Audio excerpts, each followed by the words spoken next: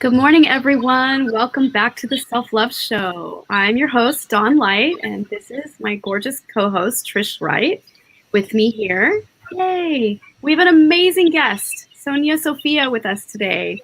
She's so beautiful and has so much heart centered yumminess to share today, and I'm so excited to introduce her. So, I'm going to read a little bio here for her and really amazing, yummy introduction. So join us for a potent invitation to deeper self-acceptance and unconditional love. No better time, global pandemic, and holiday to focus on our love. So this is your personal invitation to recalibrate your brain's responses to stimuli and reprogram you and your body and your brain's ability to function properly. We are honored to tap into love with Sonya Sophia, world-class emotional freedom technique. And for those that, the shorter synopsis is EFT expert. So in today's show, she will teach us how to transform relationship residue to give and receive love more profoundly and to make love, not war. Isn't that gorgeous? So Sonya Sophia is a revolutionary leader in the field of emotional freedom technique with over 30 years of experience. She's worked with hundreds of thousands of people from below the planet to the world's most. She's been in motion pictures and regularly co-hosts the popular podcast Positive Head. So Sonya is the founder of the Sophia School of Living Arts and the host of the world's largest weekly EFT live stream, the World Tapping Circle. So welcome, welcome, welcome, Sonya. We are so honored to have you here today with us. Thank you for your gorgeous energy and so excited to hear what you have to say today. Thank you, Dawn, and thank you, Trish, for holding space for this and for being a force for love in this world. Love is the most important thing that we can possibly look for, have, emanate, share with each other. It's the thing that keeps us alive and makes life worth living. So thank you so much. You're so welcome. Thank you. I agree with you. So today I want to give you all a deep dive into healing your hearts and helping you process the things that keep you from receiving love and giving love. So people tend to get jammed a little more on one side than the other. Sometimes we feel like love is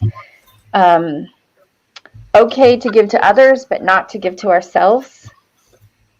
And when that happens, people who are trying to love us can't get in because we don't feel worthy.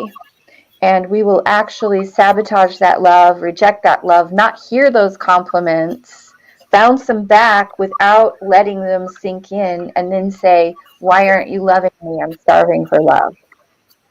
And have you either done this? I know I did it a lot. Especially when I was dating. And it took me some time to realize that I'd sort of saran wrapped myself and was sending love out, but not letting love in because it's so vulnerable to feel love. And then if I let that love in and it touched my heart, it would open me. And then I would feel like a child. And then I would feel maybe dependent on that love, or that if something went wrong or I was seen as not good enough, they would take that love away, or that they could manipulate me with that giving love. And if I just, didn't let it in and gave them love, that somehow I would be protected and they would feel loved. And I think that's a subconscious strategy that a lot of people use, but it doesn't work. It keeps people from getting their love received. Right? So if you're on the other side of that saran wrapped person, you're like, babe, I don't know what to say. I don't know how to comfort you or let you feel the depth of my heart, because if I give you a compliment, you're like, oh, no, you're the nice one, or back to you, or and you can tell that they're, pulling the blinds down and not letting in the eye contact, not actually receiving it. So it's annoying if you're a giver of love to not have your love received. It actually feels like an insult. Well, like, what's wrong with my love? Or, you know, why, maybe I just need to try harder. So they keep trying harder, and you just keep tossing it back without letting it in. And pretty soon there's a huge disconnect. And the answer isn't going to come from the other person. Yes. I'm just going to love you more and longer and harder and prove to you and self-sacrifice and amp it up. Or I'm just going to, get tighter and tighter and act like things are fine, when I'm dying inside. The answer actually comes from taking down the wall inside yourself and learning to feel vulnerable, which is terrifying, but necessary if you want to actually experience love and the beauty of that connection. So it has to come from inside first, right? We hear this all the time, but then there's a giant gap between how do I learn to love myself and the actual experience of doing it. So what I love about EFT is that it's a big how-to tool.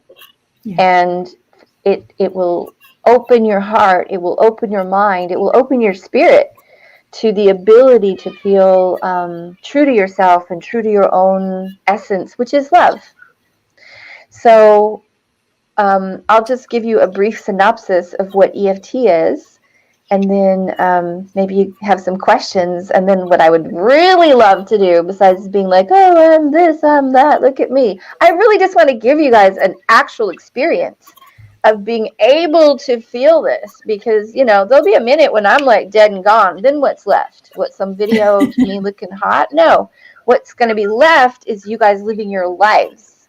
Yes. And making my life make sense, because you learned something and you applied it and you passed it on, and it made your relationships better, and it made your children happier, and it gave you a better life. That's what I'm here for. That's exactly what we're here for too. Before you share about EFT, I'd love to just ask our listeners and our viewers about if they resonate with what Sonya was sharing. Is like, have you been the person who's rejected someone's love because it hasn't felt the way that you wanted it, that you didn't believe that you could have their love? Or have you been the other person who wanted to give the love and had your love like totally misinterpreted or misunderstood? Like, Sonya, like my whole game is really helping people to dissolve codependent patterning. And that's part of that piece is like, oh, I have all this stuff that I learned how to behave or to receive love. And I have to give, overgive myself to be able to receive love. Because that's what like society taught women to do, is like, you have to be a giver. And you have to keep giving when they don't want it. Oh, I just don't think that's like, I have lots of feelings about that, but like, we don't need that anymore. I had the same pattern growing up. I grew up in a very fundamental Christian type of household, which in some ways was awesome because it taught me the power of prayer and meditation and so many important things about the purity of love and keeping my heart pure and connected to spirit and loving God, goddess. But it also taught me to be submissive and subservient and dependent on relationship, and that my primary role in life was to support a man and make sure that he was happy and give, like, ad nauseum. So I've done a lot of work on healing codependency. And the other thing I wanted to say is that sometimes when we're practicing self-love and really connecting with that, there's also this idea that if I don't need another person, that I won't have another person in my life because I don't actually have a need for them anymore. Like today I bought myself 4 bouquets of flowers because I want to wake up on Valentine's Day with my house filled with flowers. And I stopped a long time ago waiting for a lover to bring me flowers. Now, a lover may bring me flowers, but they're not going to get in trouble if they don't. because I have all the roses and lilies and flowers that I want. And if they do, then their flowers are going to be put in a really special place that makes me feel really excited. But, you know, I can have what I want from myself. Sonya, I just want to say that on this show, we talk a lot about self-sourcing and meeting your own needs first. And for those who consistently watch, if you want to know what that looks like, that's it. What Sonya just said, that's meeting your own needs. That's self-sourcing what you want. And that's not waiting or putting your wants or projecting your needs onto someone else. That's just like, you know what? I want flowers on Valentine's Day. I'm going to do it for myself. And if someone else comes in to give you that, that's just like extra icing, right? Yeah, right. Oh. And I'm excited about Valentine's Day, actually. I have a hot date on Valentine's Day. I'm really excited about it, you know? And I'm going to be complete in myself. And what's interesting about that, I think, in relationships is that we're still coming off the hangover of I'm incomplete without a person. So, you know, I have somebody who comes over once a week to help me with little honeydews. And it's a young woman. And, you know, she comes over once a week and helps me do all the little things that I would have a man do in the past, because I'm not waiting around for them to get fixed. Now, you know, can I figure out some other things if my sweetheart wants to fix something or do something because he's a manly man and he's got a screw gun and he wants to use it and show me? Of course. But I'm not waiting and suffering while my life just degrades because I don't have a boyfriend or a man to like fix something for me. Right. You know, so it's part of dissolving the patriarchal construct that we're all taught. It just doesn't work anymore. It doesn't work in the reality that we all live in. And especially if you have a spiritual practice or are part of the spiritual community, it really doesn't work anymore. That's why we're kind of chiseling away. Like, I mean, you don't have to be, you know, like all expansive love, polyamorous and bisexual to be, you know, but to understand like, I like men, but I'm not going to wait on, or his attention doesn't support my value. Right. It's just extra. It's an addition to, but you can source yourself. So another thing is that I'm watching a show on Netflix right now called Outlander. Apparently everyone else in the world has watched this but me. But so I'm like, oh my goodness, I'm watching this show. And it's like very sexy. It's very sexy. It's very old-fashioned in the gender roles and the talk about patriarchy. It's all there. And we're coming off of that still. And what I see in that is that in the past, our mothers and our grandmothers, for you it's more your grandmothers, for me it'd be my mother, and the ladies before that, we didn't have the ability to work and earn our own money or had very few options. Mostly we had to be dependent on somebody who was taking care of us, and we had to keep our mouths shut and put up and put out and make the babies and make the food, or we were on the streets with very little options besides selling our bodies. So as we have fought for equality and as we have won the right to vote and as we have not put up with being basically indentured servants anymore or slaves, all women of all races and colors have been going through this on this planet for the last few thousand years. The men are having to level up and say, I would love to serve you instead of serve me. I can cook. I can fix things for you. Yes, I keep a clean house. I'm like, great. These are things that we do too. And it's wonderful that it's not just women cooking and men sitting on, you know, their butts waiting to be served, that men can clean up their own houses and that we can take care of each other in whatever roles we want to. I love to cook. I also love to be cooked for, you know, so it's just cleaning up all of that stuff where actually to be in relationship means that you actually have to learn to cultivate yourself, communication, take care of your boundaries, be communicative and honest, be upfront and transparent. So, you know, getting rid of these old stereotypes actually makes us better people. Yes. Yes, it does. Mutuality is sexy. Mm-hmm.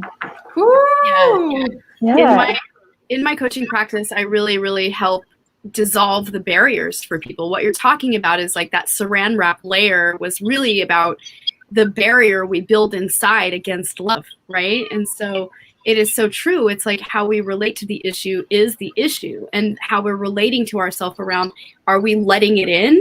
Are we really allowing ourselves to fully receive the capacity of how this person wants to show up for us in loving essence? Because we are loving essence, and that's expanding through our relationship to the other person. We're the same. And so it's really just the barriers we've built in our mind around things that have happened in the past that trigger us to believe that we're separate or there's a gap, and we're not able to connect. And so it's really leaning into those places inside where we have a story going on, or we're running a story about something. And, you know, it really comes forward when you're triggered. When you're triggered is your opportunity moment to lean in and say, oh, wow, what is that? And be curious, because it's an opportunity to get closer to your person you love the most, right? And instead of running away from it or pushing away, thinking I'm wrong or bad or whatever the thing the fear that arises there of like, oh shit, if I share this, I'm going to lose love, or I'm going to lose connection, or I'm going to lose my opportunity for whatever your desire is. And I'm sorry, go ahead. Instead, lean into it and really explore what that is for you, and be bold and brave in your vulnerability, right? To bust through that barrier that's inside of you by owning it and saying, wow, I have these feelings coming forward, and I think it's connected to this, that, and this from the past. And I really want to honor how I'm creating this in the relationship. This is how the pattern's showing up. So taking responsibility and owning how you're creating it gives the person an opportunity to own theirs and to bridge that gap so the connection is stronger.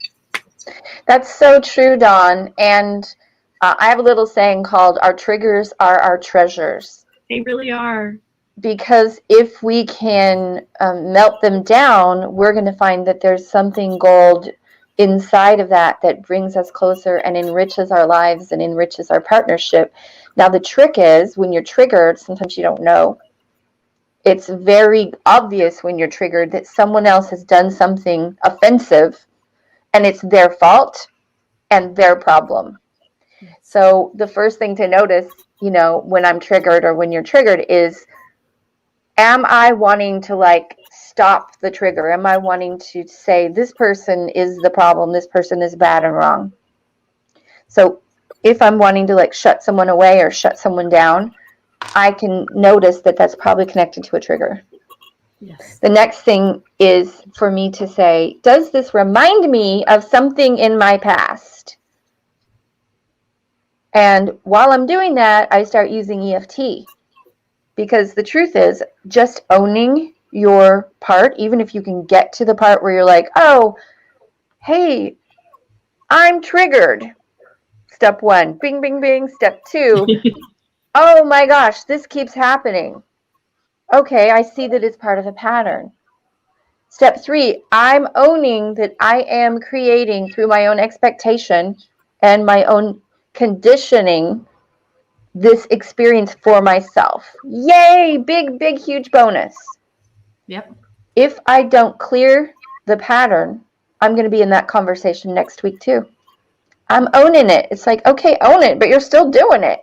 So at some point, we're like, yeah, you're owning a lot of stuff. Your whole room is filled with stuff you own. I'm glad you can name it. But what are we doing here? It's still all over the place, and it's getting on me, right? So when you bring EFT into it, it's not only am I able to pull back and stop the attack and drop in and notice the pattern and then say, yep, I'm doing this. My side is looking like this. And now I'm going to do something about it and clean it up so we don't have to keep having this conversation.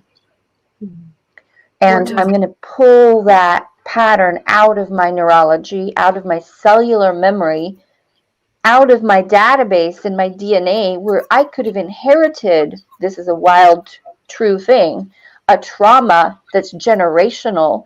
Yep. Some of that's going to come from what you saw your family do, and that can get passed down for generations before anyone catches that. But it's also information that gets stored in the egg and in the sperm. Because the egg that was you was inside your grandmother when your mother was a fetus. And whatever exciting, scary, or traumatic things were happening to grandma, where she was like, ooh, I will never forget this. I got to remember that to stay safe. That can turn into an egg inside your mom that turns into you. So wherever that information is coming from, you've got to have a cleanup tool, or you're just going to be owning it and storing it, right? So we want to take it all the way through so that we're actually cleaning out that storage unit inside of ourselves and being like, cool, I have all this beautiful new space inside me for my own self to fill up, and my own creative connection to love to fill up. And this is where I want to meet a partner. This is my sovereignty, and also being pretty unflappable, because there's not a lot of triggers left in there, buttons to push. So you can actually have fun and be more, take more risks in relationship, be more vulnerable, be more authentic, be more transparent, and it feels safe. So any of our viewers or listeners, do you want any of that? Do you want to be more vulnerable? Do you want to have more fun? Do you want to be able to take more risks in relationships? Type it in. Say yes if you want that. No, you might want to not watch the rest of this. Oh yeah, we're going there, y'all. I know. Fully exploring and living into your authentic self. Like the more we work on the barriers, the more we do our cleaning of our temple and our house, right? Through these techniques and processes, then we just really get to live into our authentic self and feel the loving essence that we are, and how magical that's always unfolding for our benefit, our betterment. It's always creating in there at every second, just to create our life in the most magical, incredible way.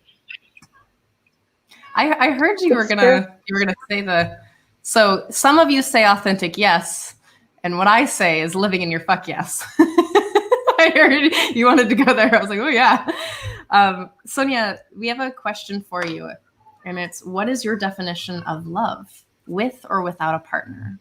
And I think this is a really interesting place, because the definition of love, as we all socially, globally have been taught, and the definition of love personally has, like individually, has also specific meaning. And I'd love to hear what your definition is before we share ours. For me, beauty, love, truth, and peace are all kind of synonyms. So it's less about a person and it's more about a sense of well-being. When I dive into myself, what I'm looking for in relationship is feeling free to be myself, feeling free to feel relaxed and present and alive. So when I'm single in the world, but in love, in that flow of love, this is how I'm moving through the world. When I'm in relationship and in love, I'm free in myself with this person without judging myself, without fearing what they're going to say or what they're going to think, or trying to make them into something that they're not, so that I can have my little fantasy. So really, I think it's about being truthful and honest and open and playful. That we forget that love is actually juicy and playful and fun and funny and creative, So when I'm in the flow of love, I have those sensations in my body, and I have that natural, uncensored ability to speak freely without worrying. I know that's kind of a long-winded definition of love, but I would say it's to be in your natural essence. I'll take long-winded over breathless. Any day. For me, my definition of love is the radical acceptance of what is. Mm-hmm. And it's really come to a place of chipping away. Like, if I ever have children, I'll never let them watch Disney. Well, maybe I will, because, you know, I can't keep them from doing things. But it's problematic. There's a lot of things that are problematic in this lifetime. But I would love to teach them that true love is accepting yourself and other people for all that they are, and that the judgment is really a place of want and need and something that they value. So if I have a want or a need that creates a judgment, or I have this judgment on a person, to just accept that, like, oh, this is a thing that I actually want and need, and I don't have to like suffocate my partner in fulfilling that for me. That's something for me. And so the radical acceptance of what is my definition of love. It's taken me a long time to get to that place. Am I not perfect? I'm practicing.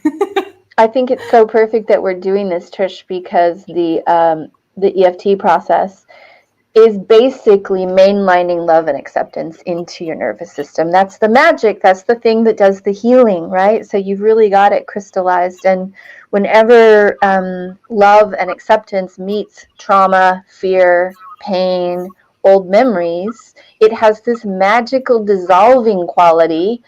And it releases that from the nervous system. It releases it from the brain. It releases it from the memory banks. It releases it from the biology. So then suddenly you find yourself kind of fluffing back out to the design that you were supposed to be this whole time. And it's prismatic. It's multicolored. It's beautiful. Mm-hmm. Yes. Wow. Gorgeous explanation of it. I can honestly say for me, I went through a long period where I had many relationships that didn't work out for me because I had trauma as a child. And I broke the pattern because I realized, wow, I'm the common denominator. And it was like one heartbreak after another. And finally, I just leaned back into myself and I was like, I'm done with the heartbreak. This is like, I'm done with this. And so what is this for me? And I just decided to be celibate at that time in my life because I wanted deep partnership. I wanted a soulmate relationship, and I was not arriving at it. And I would always I call it serving yourself up on a silver platter to my queens that I coach. I'm like, I was doing this. I would get into a relationship and I would give my everything and be like, here it is. And then I would get so hurt when they weren't able to meet me in that place. That just wasn't where they are. I never was able to see where they truly were in their life because I was so colored by my own deep desire and yearning for love. So I decided that I was just going to lean back in and be celibate. And I was like, my only real relationship here is with myself, which is with God. And I was like, I'm going to wildly fall in love with myself like I never have before.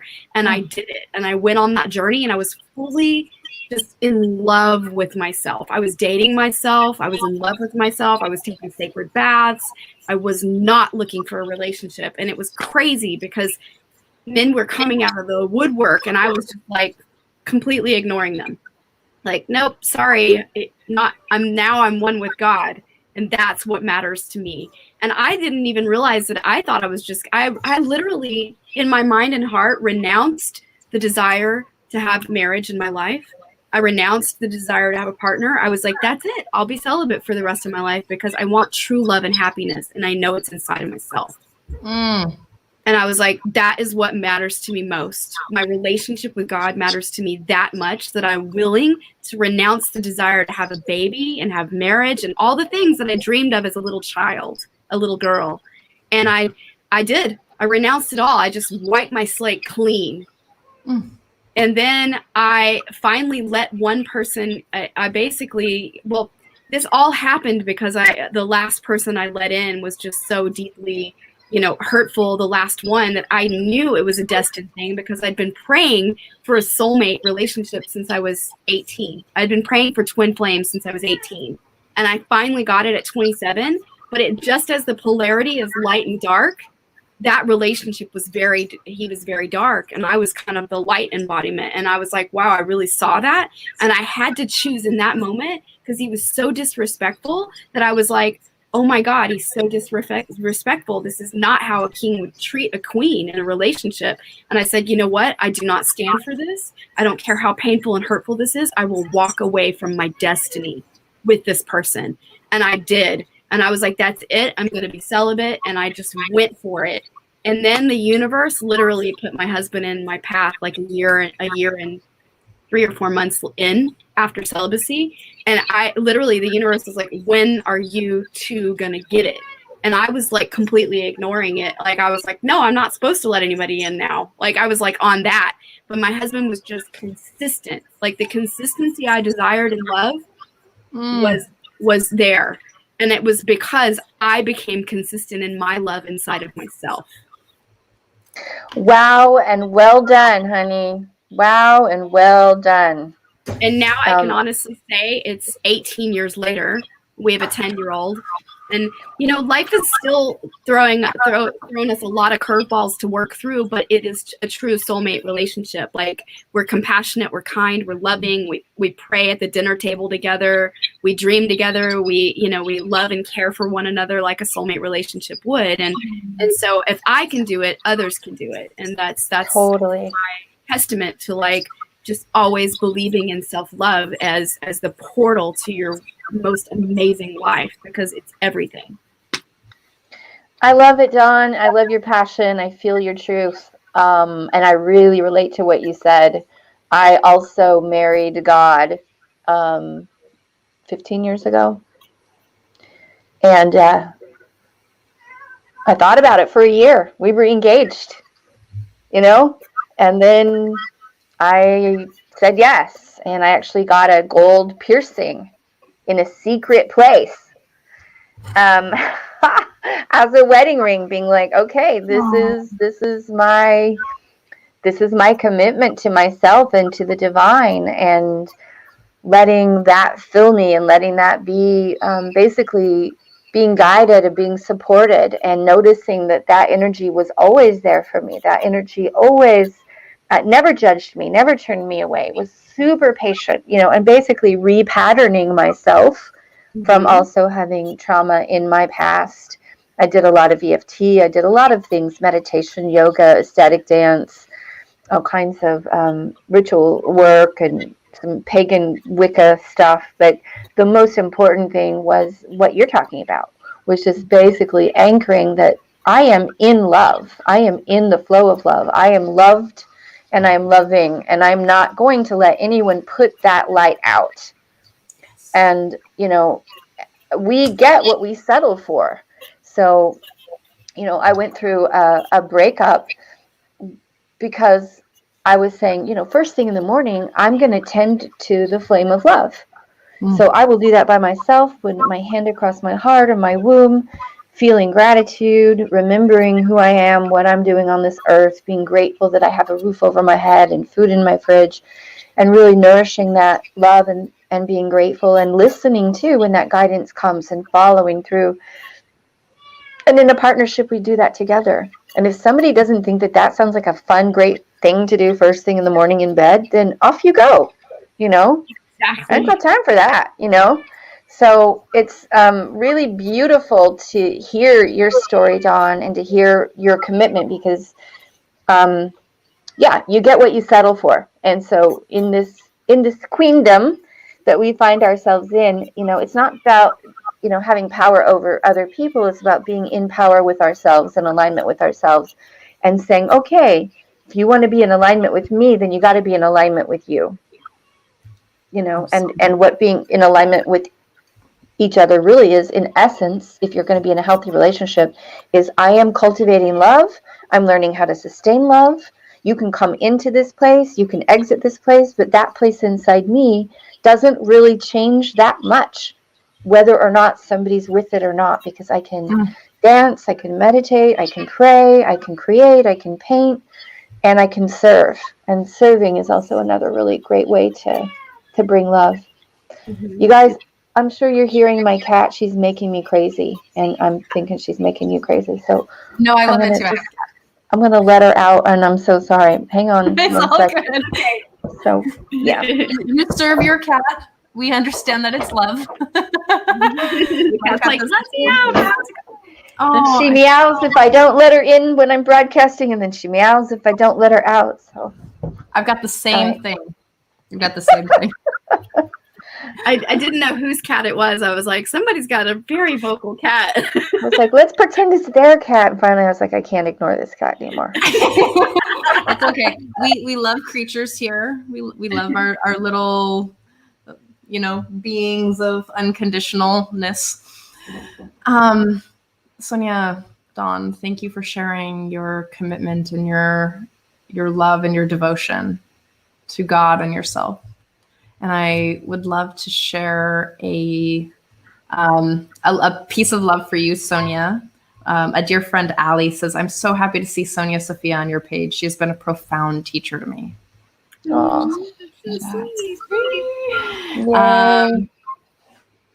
So for everyone who's watching and listening, again, type in what you're getting out of this and how this is landing for you. Are you getting the understanding that the cultivation of inner self love and reliance and acceptance is really the foundation where you can show up with your partner? And in relationships, including the one with yourself, it's not about showing up 50%, but showing up 100% all the time, 100% for you and your best.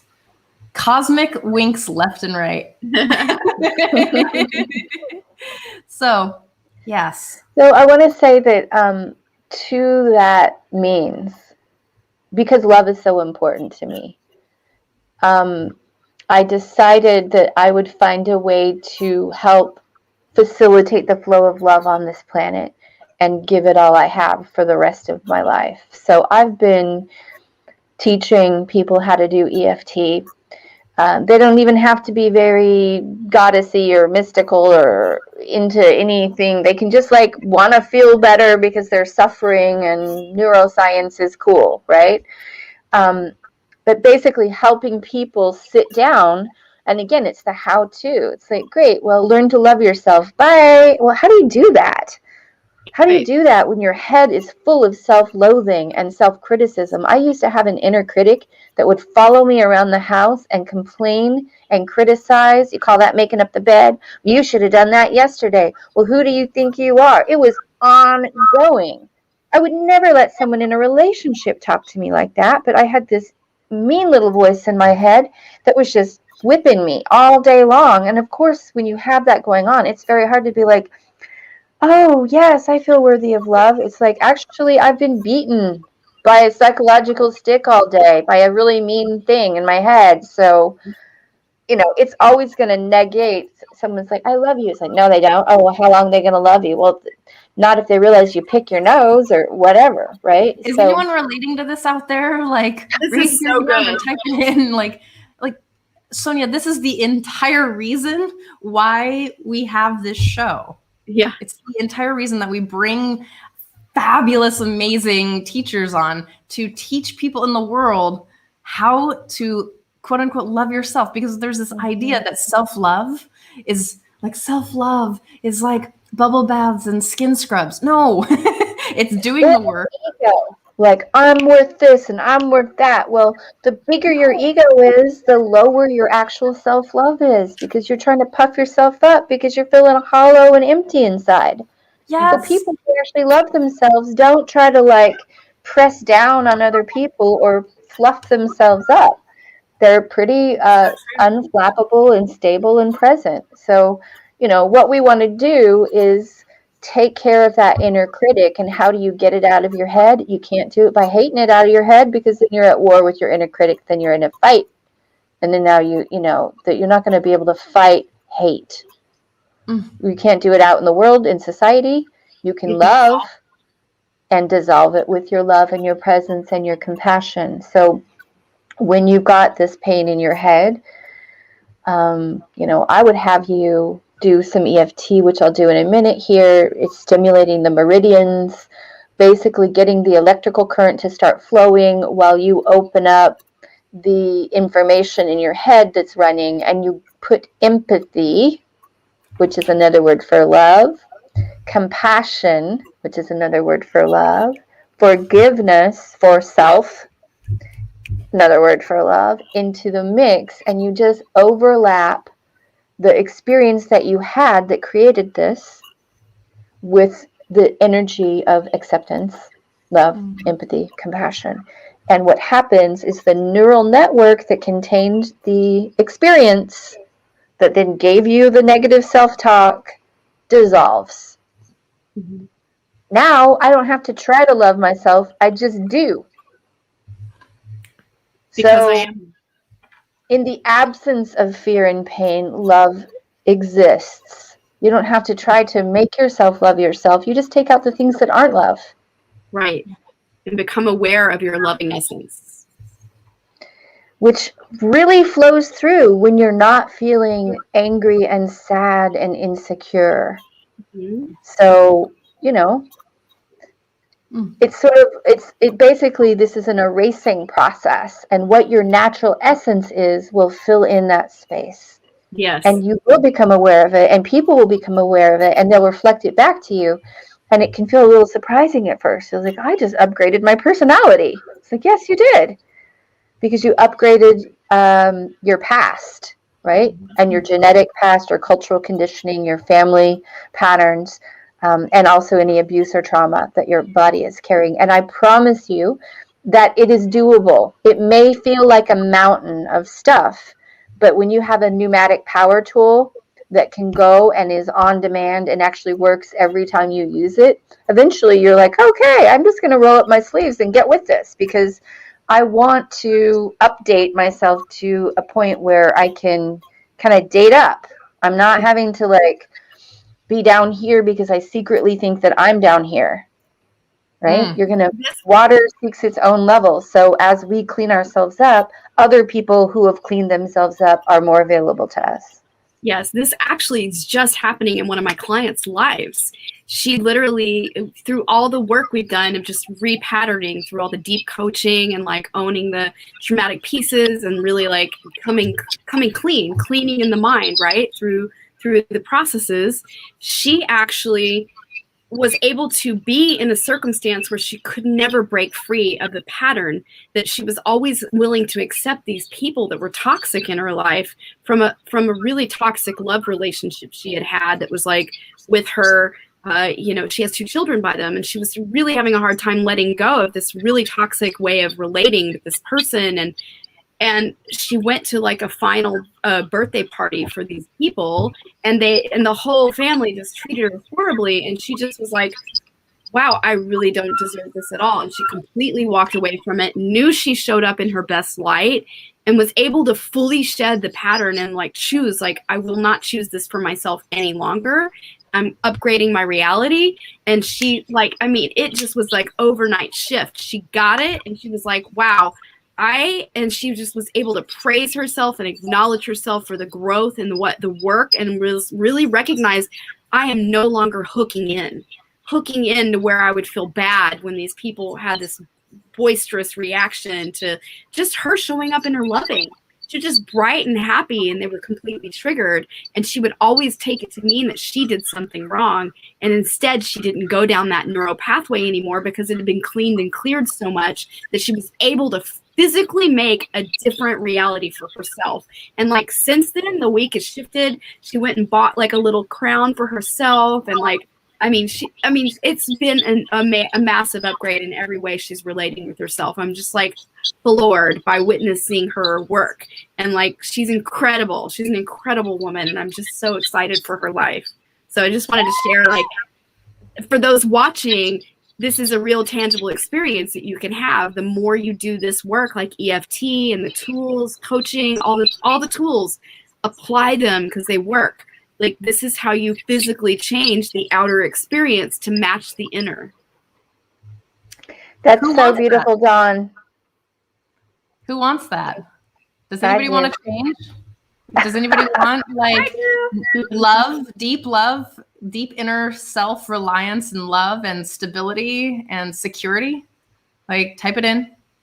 And I would love for you to show us the way, Miss Sonya. I'm so honored and happy to do so. And how fun to be with you two who really, really, really, really get it. So thank you for, being the next generation to hold that space. And I'm so here to support you in that and to help facilitate it.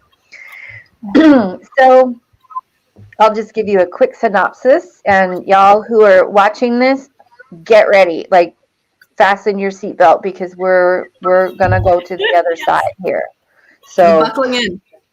Let go of that old identity. It's pretty overrated. You're just going to do some actual brain surgery on yourself energetically in this very sweet way. And we're going to clear some of those toxic patterns out of your heart with EFT. So quick synopsis, EFT stands for Emotional Freedom Techniques. It's been around for almost 30 years. I got involved about 15 years ago.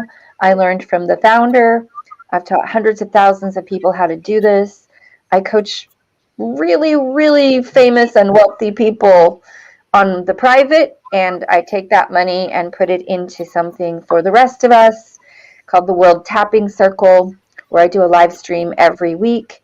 And then I have 6 years of broadcasting of these healing sessions that go up into video library. So anybody who can pay $5 a week can get in there and do unlimited self-healing on themselves. So know that you have the resources and the tools, and it's on a private platform that you can see me, but no one can see or hear you. So you're going to be really free to be yourself.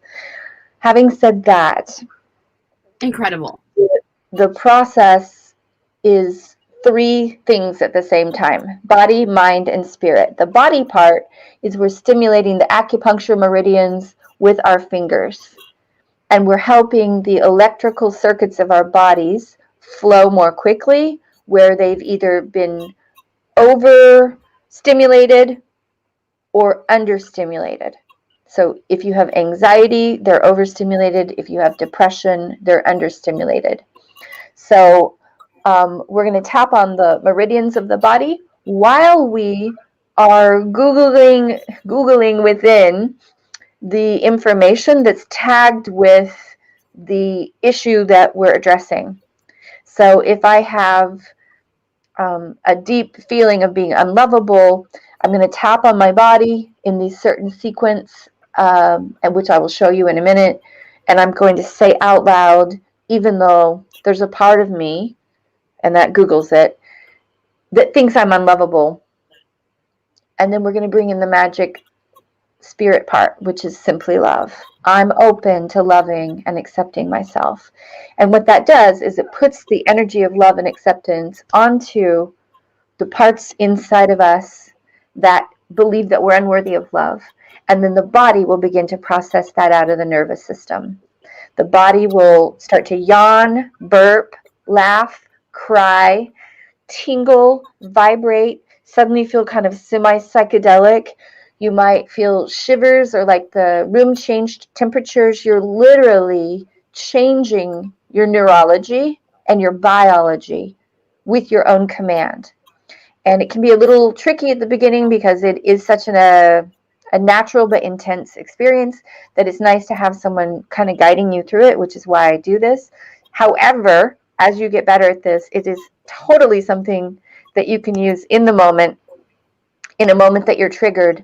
And I'll talk about that at the end, about how do you apply this like to a triggering situation on your own. So y'all ready to do some EFT with me? Yeah? Great. Yes. Question.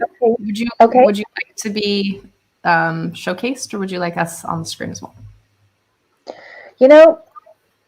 I kind of want y'all here with me because I want people to see that it's not just a fairy godmother who knows how to do this, but this is what other people look like. And this is what it can look like physically as people are off-gassing the stored stress. So if y'all are willing to be that transparent and vulnerable with your own experience, that's cool. Yeah. All right. Yeah. you might want to grab a tissue, everybody, just in case. All right. Just in case. Yeah. Grab a tissue. You don't know. So some like hairball might come flying out of you that you need to put somewhere.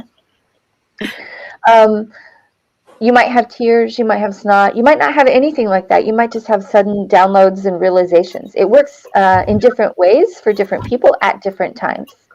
When I first started tapping, I would just sob and sob. And guess what? I don't really cry very much anymore during tapping, but I burp a lot.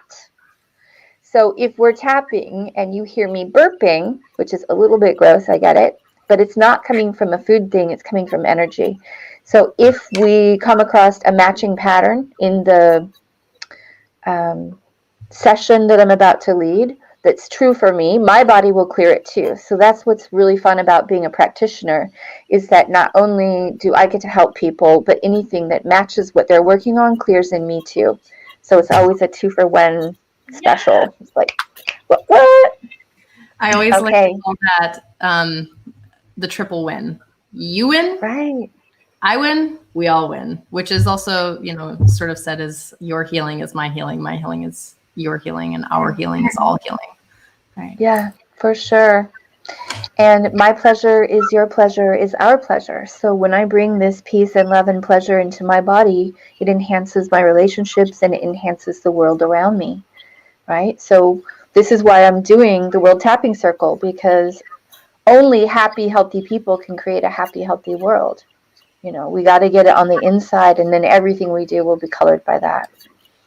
So for those of you watching and who might be a little skeptical, great, keep your skepticism. Let's test this thing out. Let's take it around the block and see if anything changes for you. Pick something that is in your heart that you're still holding on to that hurts. Maybe it's a breakup. Maybe it's something that you feel guilty about that you did. Maybe it's something that you do to yourself that you wish you could stop doing, that is hurting your heart. And your heart is being like, hey, stop being mean to yourself. So the subject of this tap is going to be healing the heart. So where are you resisting the flow of love? It could be in relationship. It could be to yourself. Please don't try to clear your entire life at once. We're just going to take the smallest little thing and test it out to see if this works. And then if it does, or if you feel any kind of shift or difference, then you might get curious to try it again and keep expanding. Okay? But we're going to be really smart about just putting it in one specific area.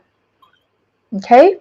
And then I'm going to give you some words to help you work with your consciousness, and you're going to repeat them out loud. Now, if these words don't land precisely for every single person, I want you to modify them and change them so that they actually make sense to your situation, even if it's really different than what I'm saying.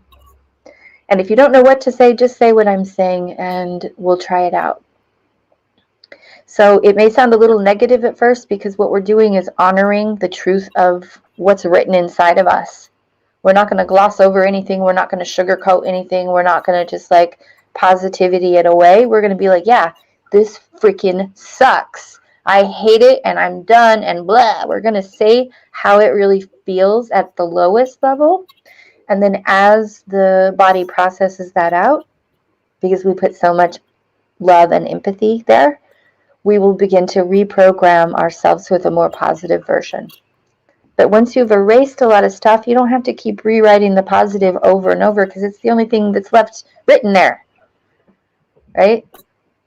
So it's going to be like that. Okay.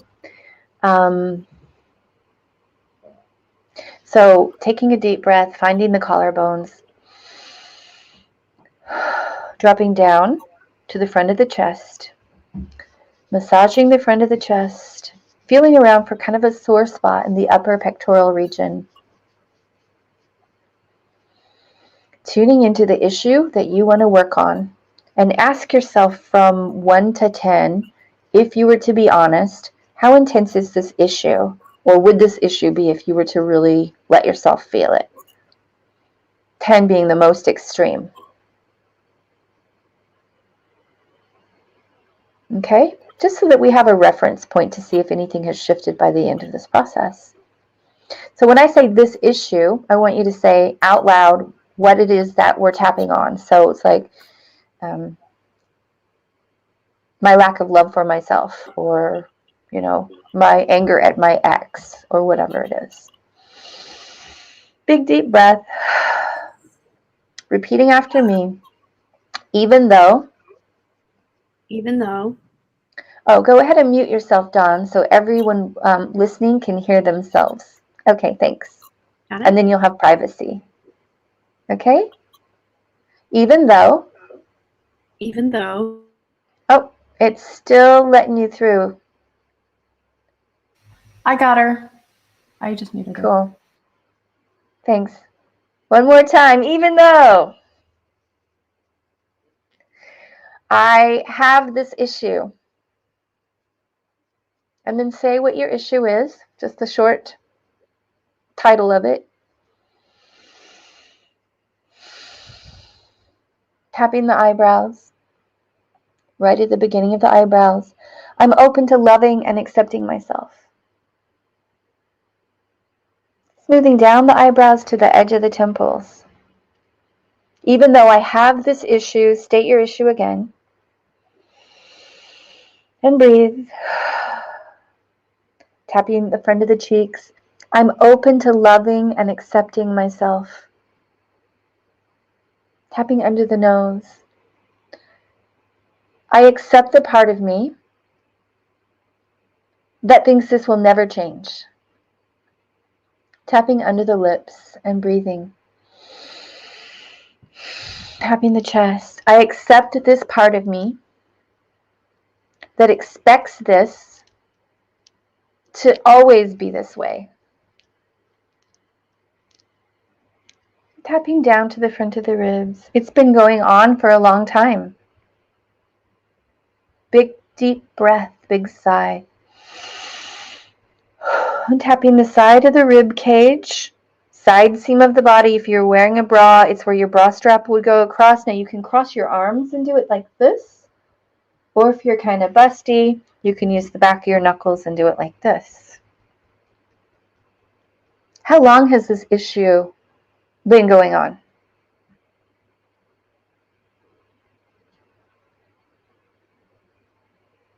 Big deep breath. And tapping the inside of the wrist, right here on this wrist bone, which is on the little finger side of the inside of the wrist, and straight across. This issue started back when, and when do you think it started? And if you're not sure, it's okay for you just to ask, when did this really start? Big deep breath.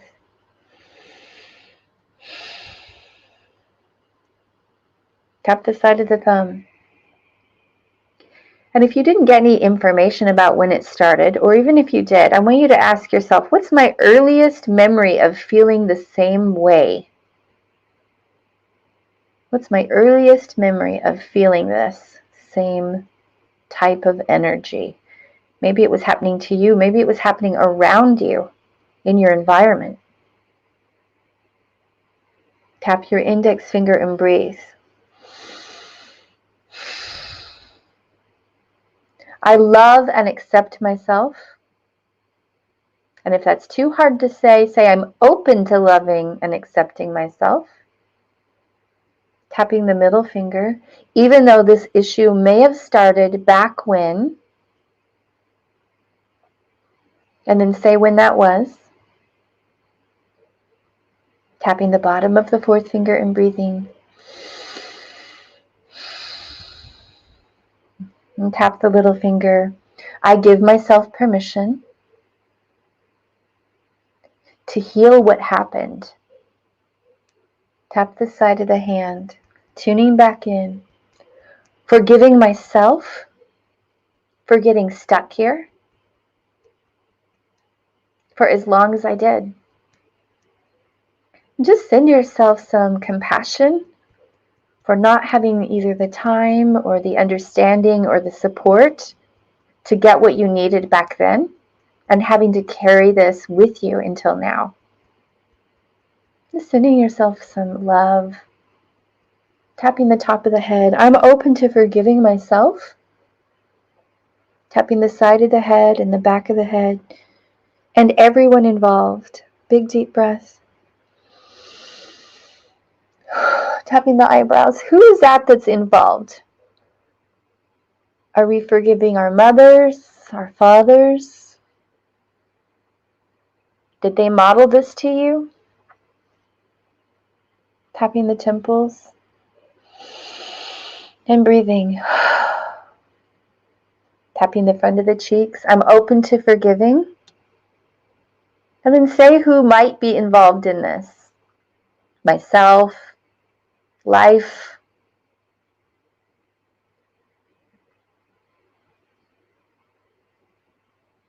Tapping under the nose, big deep breath. It's okay for me to clear this.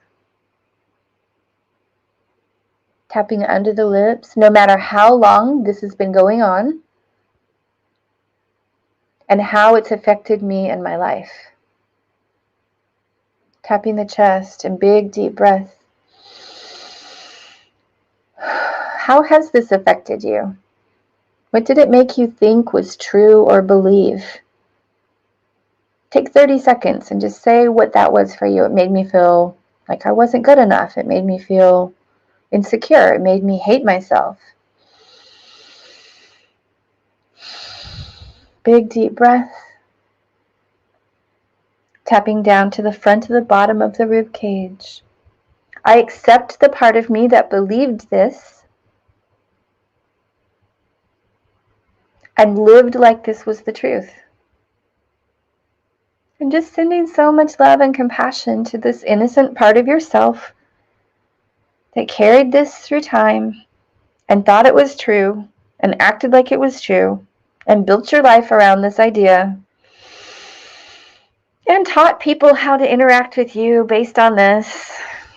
Tapping the side of the ribs and breathing. Sending so much love and forgiveness to everyone involved, including who? Let's say it again. Including my mom, my dad, my grandparents. Tap the inside of the wrist and breathe. I give myself permission to release any remaining anger. Tune in and see if there's a part of you that's angry about this. Tap the side of the thumb. This remaining anger in my body about, and then say the situation we're talking about.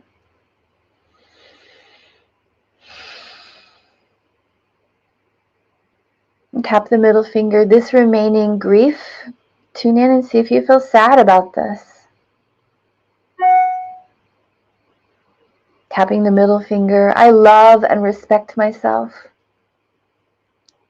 Tapping the bottom of the fourth finger. I accept the part of me that still feels, and then say how you're feeling.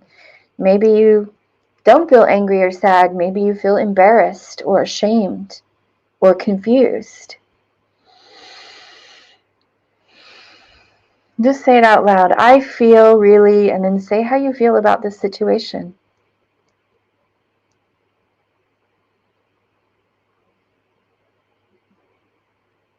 Tapping your little finger and breathing. Big deep sigh. And tapping the side of your hand. I give myself the possibility of releasing this remaining, and then say what you were just saying. Maybe it was fear.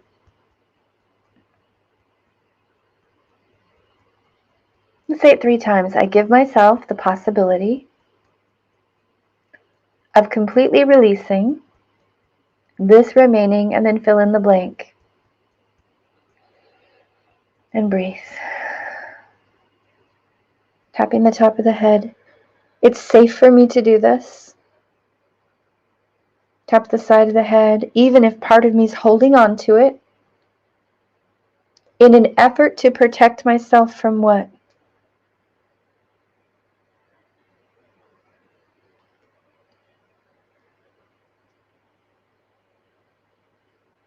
Tapping the eyebrows. I accept the part of me that's still trying to protect myself from, and say what it is again.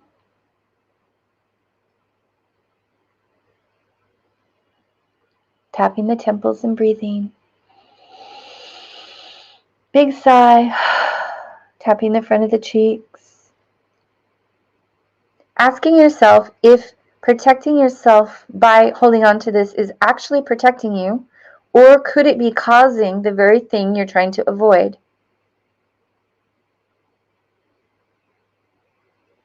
What's the truth? Is holding on to this making you safer or bringing this very thing to you? Tapping under the nose and breathe. It's okay that part of me wants to hold on to this forever. Tapping under the lips. And I can take this to my grave if I want to. Give yourself full permission. You actually can take this to your grave if you want to. If that's what's working well for you, have at it. Big, deep breath. Tap your chest. Okay, I'm seeing smiles. I'm seeing you make a choice. When you gave yourself permission, you accepted that you secretly wanted to take it to your grave. You were like, oh, hell no, right? You don't really want to do that, even though I could not have convinced you to let go. Tap the front of the ribs. I give myself permission to release my secret plan of taking this to my grave. Tap the side of the ribs. To protect myself from what? Tap the inside of the wrist, which was accidentally causing what? Big, strong breath. Tap the side of the thumb. Do you feel that energy coming out of your body? I just felt that whole wave go through you, Trish. It's like, right through your middle of your whole center. Tap the side of the thumb. I'm allowing this to be easier than I thought. Tap the index finger. More fun than I imagined. Tap the middle finger and breathe. Tap the bottom of the fourth finger. Even if I don't know who I would be without this, because I built my whole life around it, it's totally okay to find out. Tap the little finger and breathe. I'm curious to see what's possible and what it's like to, and now we're going to create the antidote. To do what? To have what? To be what? To feel what? You're going to create in the affirmative. So it's not going to be a not having, it is having what? It is being what? Say it again like you mean it. I give myself permission to, oh yeah. Oh yeah. And in it comes. Tapping the top of the head. Let's say it one more time with some enthusiasm, because you're waking your brain up where it was stuck in a trance. I give myself permission to now have, feel, be what? Tap the eyebrows. Even if this is brand new territory, tap the temples, and it might change a lot of things. Tapping the front of the cheeks, including what? What might change if you let this be your new normal?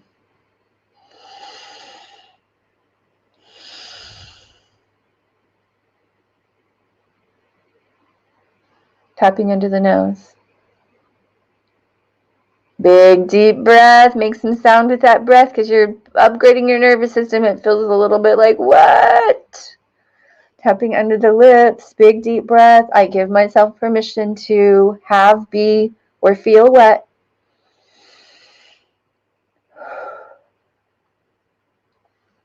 Tapping the front of the chest.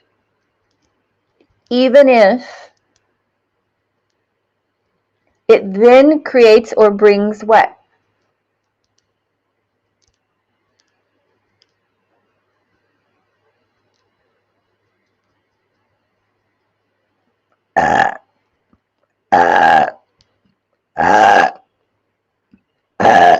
I'm doing it too, y'all. It's changing me, I'm telling you. There we go. Tap the front of the ribs. I love and respect myself. Tap the side of the ribs. And I allow myself to relax even with this new level. Big deep breath. Let's think about that new level that's coming in. Because there can be some excitement. It can also make you feel a little anxious, right? Because it's new. And it's got new stuff that you got to learn to do. Tap the inside of the wrist. I release any remaining stress, real or imagined, about giving myself wet. Tap the side of the thumb. And then getting to have or be or do wet.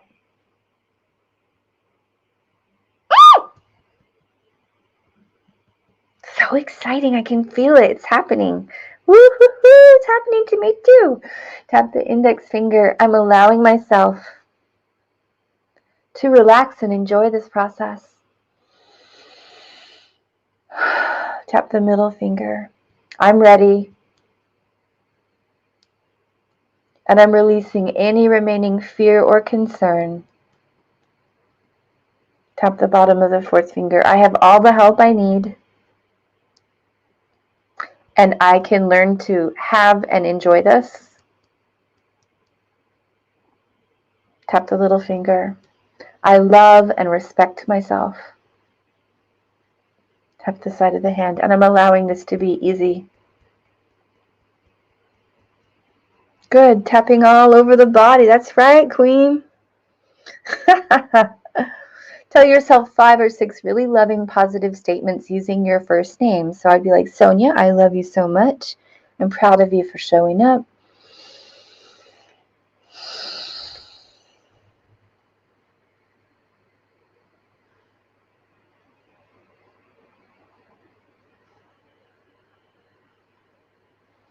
Tapping the front of the chest, tapping all over the body.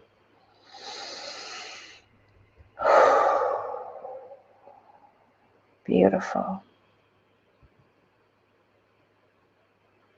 All right, sweet angels. Turn your mics back on. I want to know how you're feeling and what number you would give your issue now. 1. What'd you say? I said, is my mic on? Yeah. Yes. Okay. That was incredible.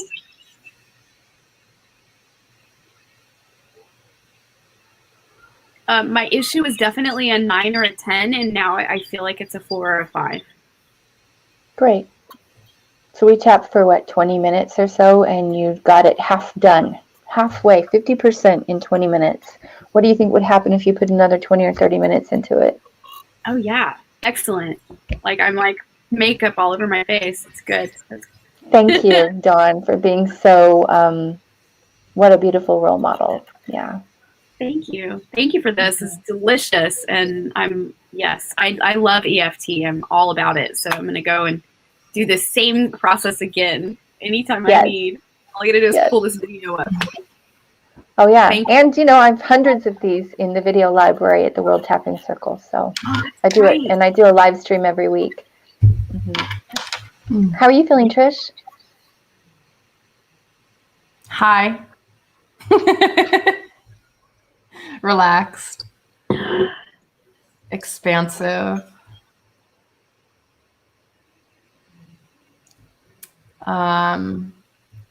What I worked on was love is unsafe.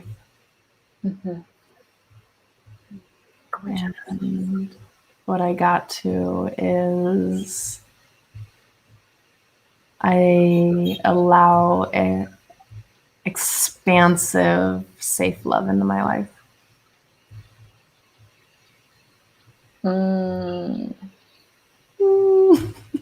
It's a big deal, right? I love because you totally called me out. I was like, I felt really called out. My secret plan to carry this with me through my whole life, and I was like, oh my God, get out of my brain. That was a really funny part for me. Thank you. Thank you for seeing. So we can only have what we believe is possible. Yeah. So that's why working with our belief system is so important, and then also clearing where that belief system came from. So, if I don't believe a cup of tea is available, I'm certainly not going to order one. But if I know that teacups exist and tea exists and hot water exists, I can imagine having a cup of tea. It's very simple, and we think that love is like much harder than anything else, but it's mostly because there's just so much around it. But as we clear it, it's the same as manifesting a parking place or anything else. Yes. I love that you brought that up, because it really is, for a lot of us, or for many of us, our imagination is only so vast. And so if we've never experienced something, then it's often really hard to fathom what is possible. Yeah. Right. Especially if you come from deep child abuse or some sort of emotional abuses in your life, then there's like, oh, this is what the world looks like, and it becomes smaller and smaller. So, or broken homes. So many of us are children of divorced families. So how do you create a template for lasting love and life partnership and being able to work through things if you just saw your parents split up and get more and more toxic with each other? So we have to go in there and actually undo go into the brain and undo the trauma, and then we almost sort of black out when we're like, oh, what would it be like? But if you go there enough, it'll start building it out, and you patch it together, and then suddenly you have a template, and that template attracts and aligns with others who have that template. Gorgeous. So I just want to say that I love doing this work. I love what you're doing. Part of what I get to do besides help people heal is train healers to be able to use this technique.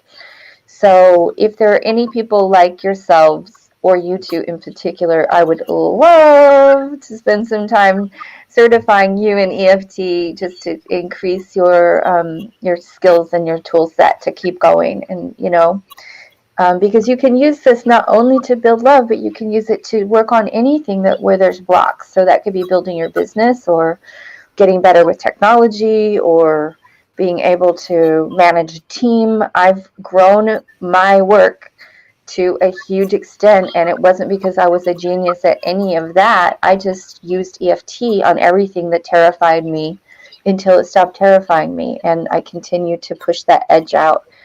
So it's a really great manifestation tool as well. So if there's, go ahead. Thank you for that beautiful insight. Thank you so much. Yeah. So if there's anyone on this chat with us who wants to learn how to be an EFT practitioner, because you're going to use that to help women or men or children or animals, or there's so many applications, and it doesn't contradict any other modality. So it goes well. It's very non-denominational, and it can be taken in any way to any group of people. And I really, really want to empower people. I want 1 out of 5 people to know how to do this. So we have links in there for you to study with me. And I still have about 7 places left for the in-person training I'm doing in April. And very COVID safe. We're glamping it out in the countryside together with outdoor classrooms. It'll be beautiful. And I also have an online course that comes with it. So it's trainwithsonya.us, and those links are will describe it. But I also want to invite people to the World Tapping Circle if you just want to be like, I just want to get in here and work on myself for a while before I imagine helping others. So, get in where you fit in. Oh, yeah. Gorgeous. I've added your links to your website, and I'm just now adding the link to the Train with Sonya link all across the board. Sonya, thank you for that. And if you want more Sonya, you should show up on Saturday Night Alive for the Global Peace Tribe on Saturday at 6.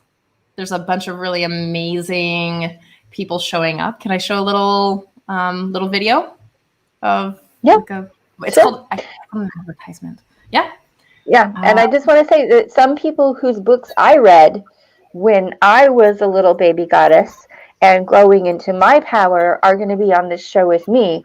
So it's a really big honor to be there with people like Margot Anand, who wrote all of the primers on Tantra and all of that stuff. So very exciting and beautiful.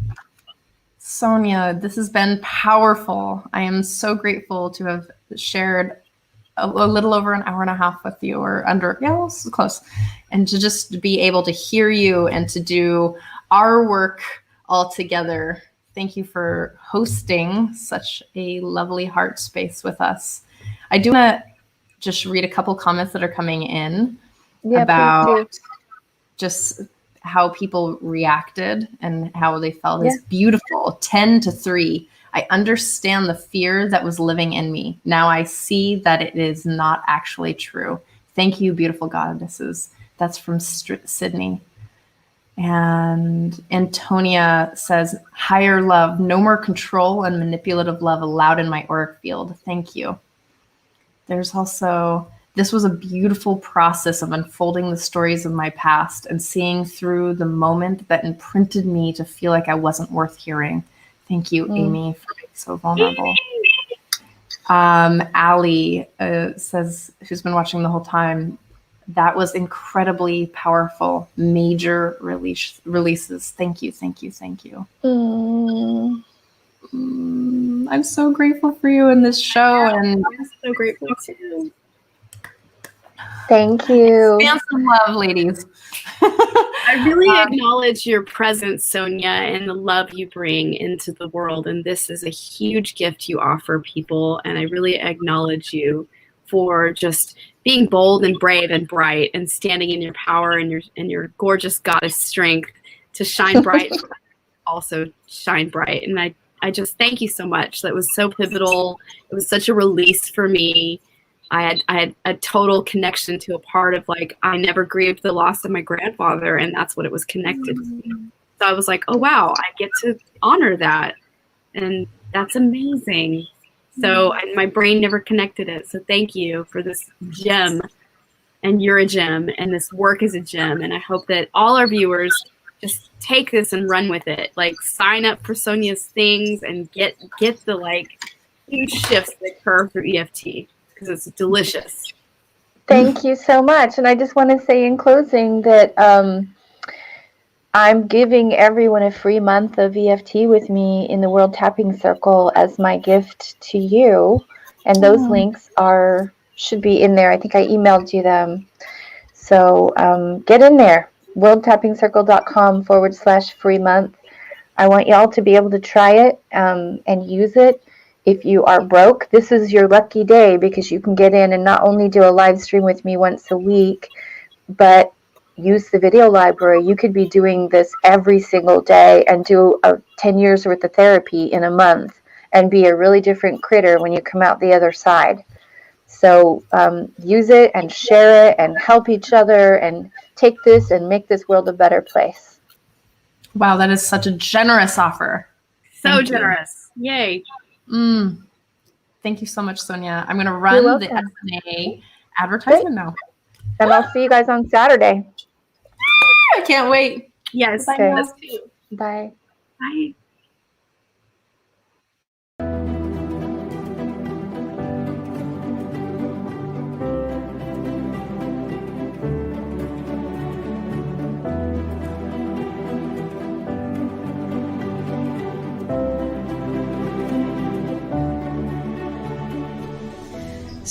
love is not selfish. When we have a full container, we want to give to others. Once again, Saturday Night Alive is bringing you some of the greatest teachers of love and relationship. Margot Anand, Andrew Harvey, Paul Sterling. Those are the veteran voices, but we are also bringing in the next generation. Kamala Devi, Michael McClure, Trish Wright, and Dawn Light. Don't miss Saturday Night Alive next week, Valentine's Weekend special show with some of our favorite musical performers, Joanna Beekman, Eostar and Matthias, Sister Stone, and Magic with Paul Draper, brought to you by Light Touch.